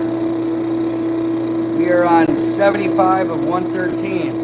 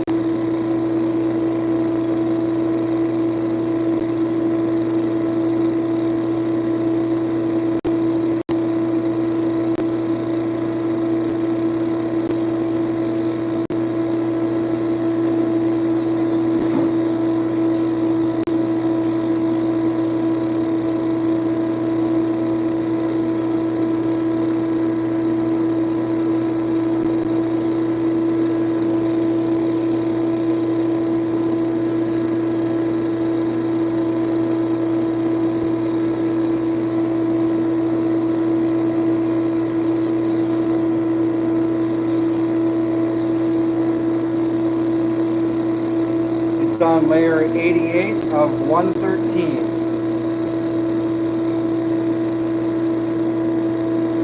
Still a somewhat respectable way to go, but not all that much.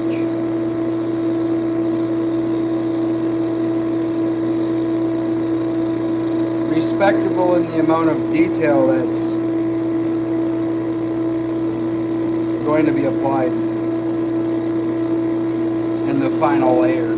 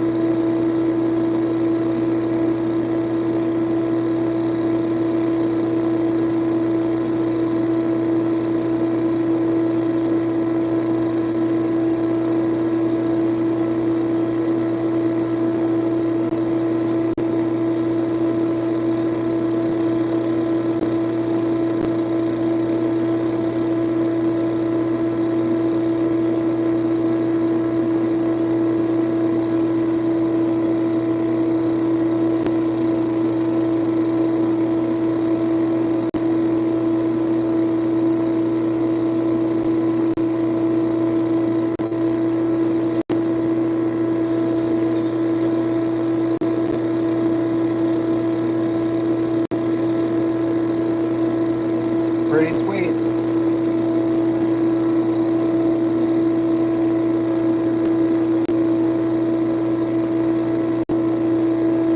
I can't wait to get this thing off of here and take some good pictures of it.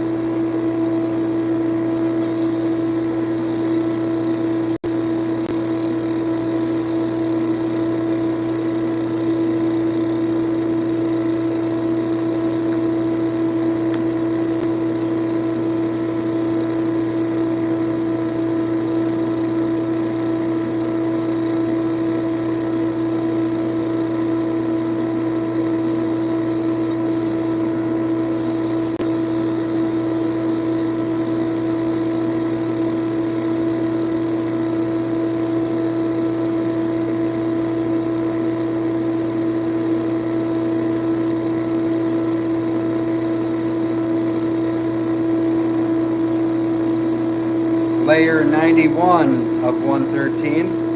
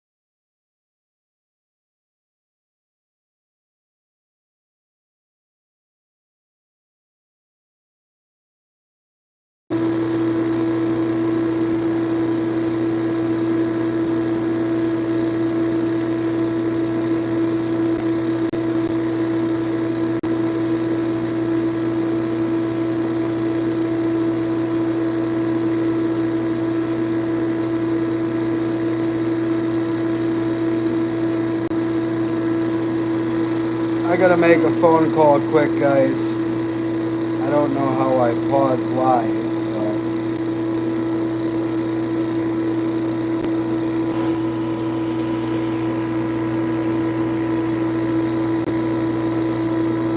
Sorry, everybody.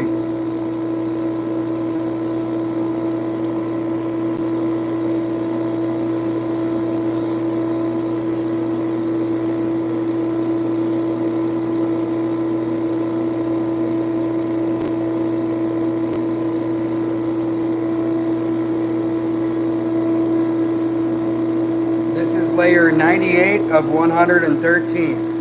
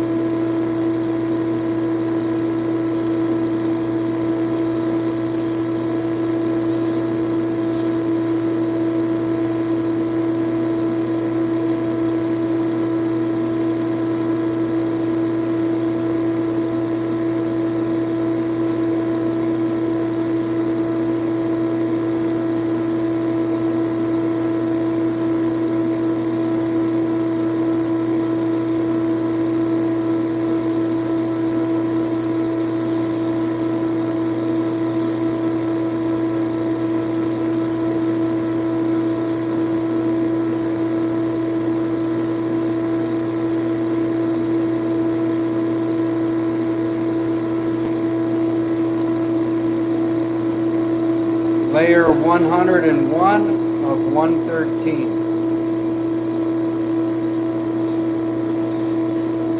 102 now.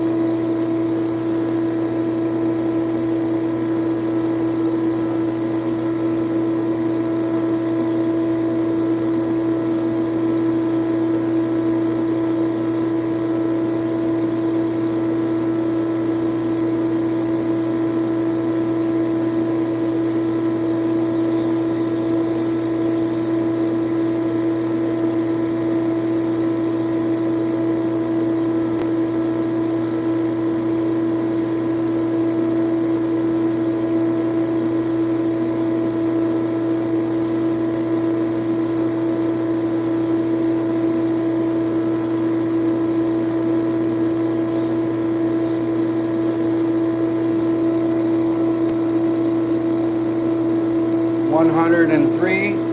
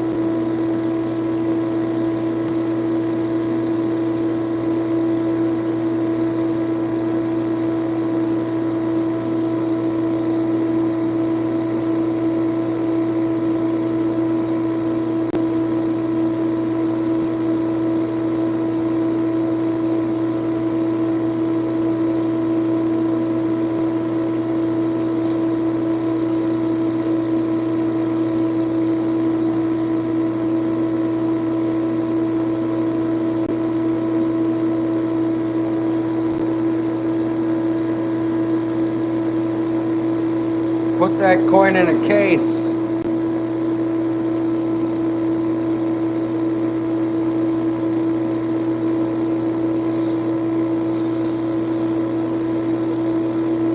I guess I won't be needing to paint the backside of this case black to hide the backside, eh?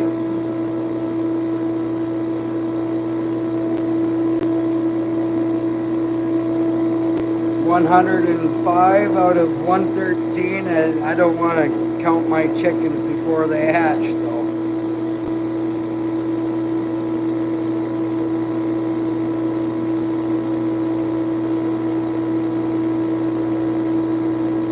I mean, the power could be out, and that's all she wrote. That's it. Game over. Forever shaded two-tone right down the middle.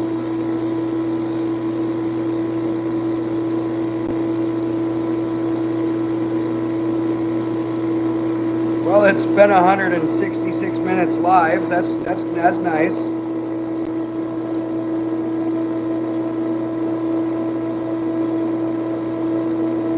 It makes me charge my phone battery for once.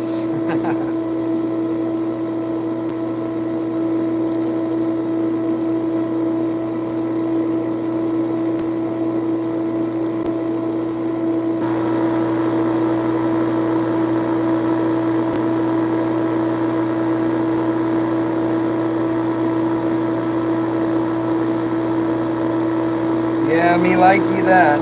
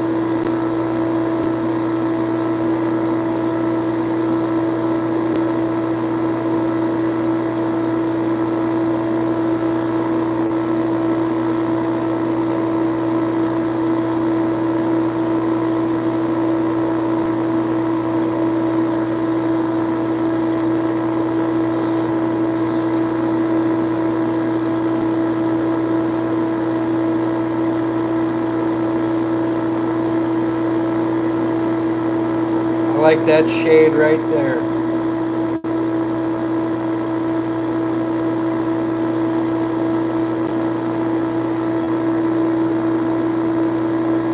Layer 109. 4 more to go.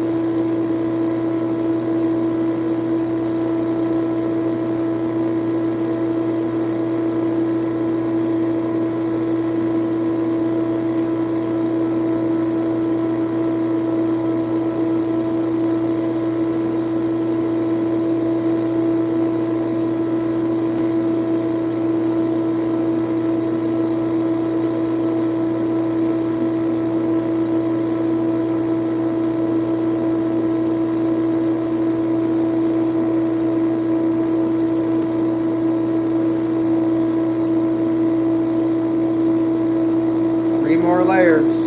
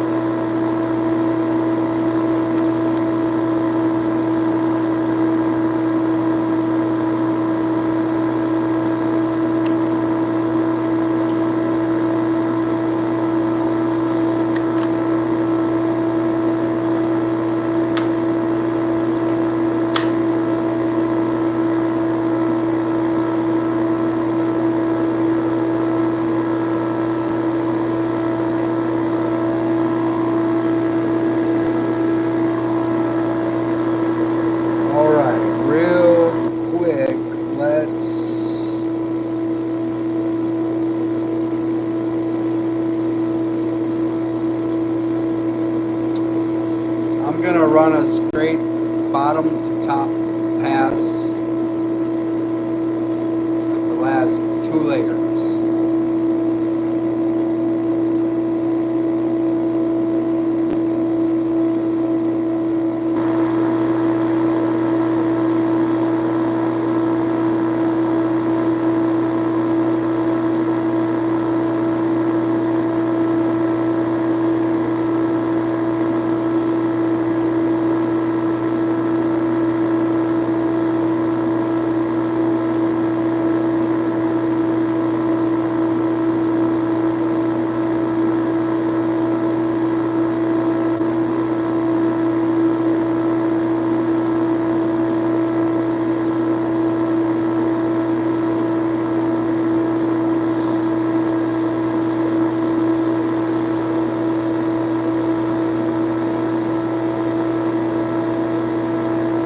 Yeah, I like that darker shading.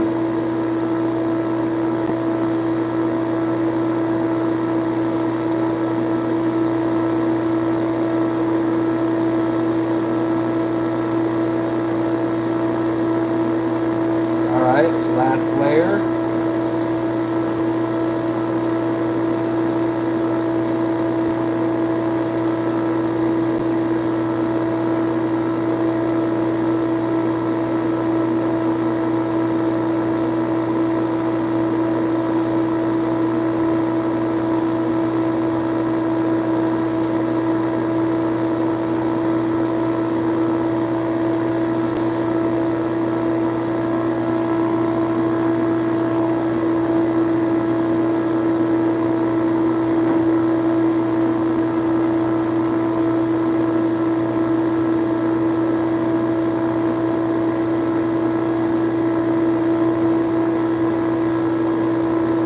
right, I'm happy with that. I'm gonna leave it there.